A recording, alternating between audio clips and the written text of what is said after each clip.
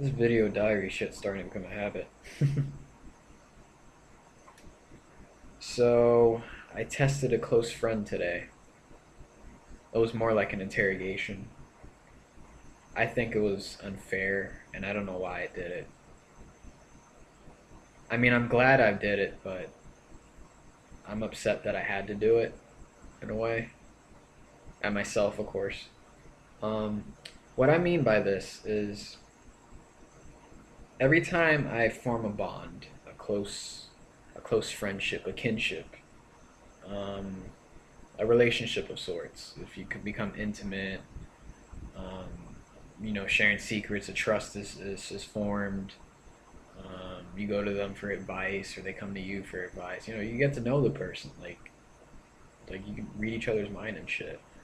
At least that's my case. All my close friends, I get like that with. I form what do you call it? A symbiotic bond, if you will. Um, I'm sorry, I'm slurring. I'm highly intoxicated, but at some point in these relationships, I get insecure. I don't know why. I have abandonment issues due to bad experiences, and deep down, I expect the worst from people, or at least I look for the worst in people, so it makes it easier for me not to care. Because caring is such a burden. I mean, shit, it really sucks. Um, so when I get like that, rather than wait for some drama to happen where I just explode on the person and pop out of nowhere with this bullshit, I like to manipulate scenarios.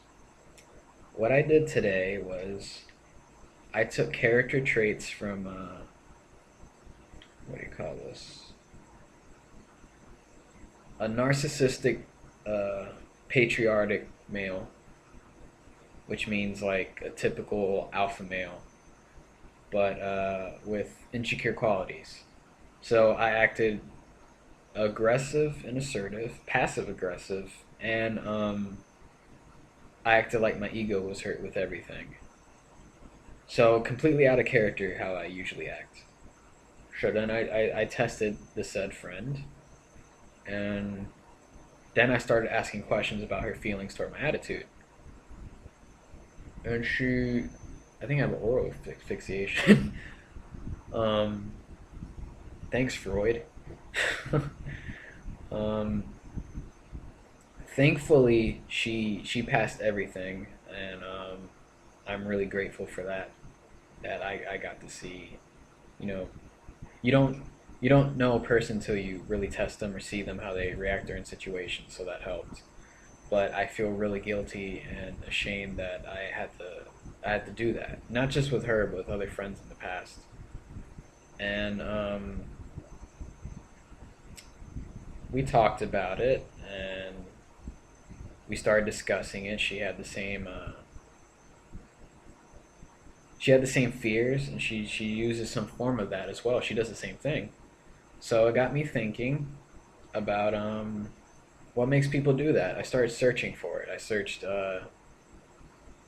testing people in relationships, and nothing helped. It's a really polarizing subject, believe it or not. On one hand, people are completely against it. I read an article where they say it's completely negative. It does nothing but sabotage your relationships, your friendships, or um, how you are with your girlfriend. Just destroys them completely outright, which I don't agree with.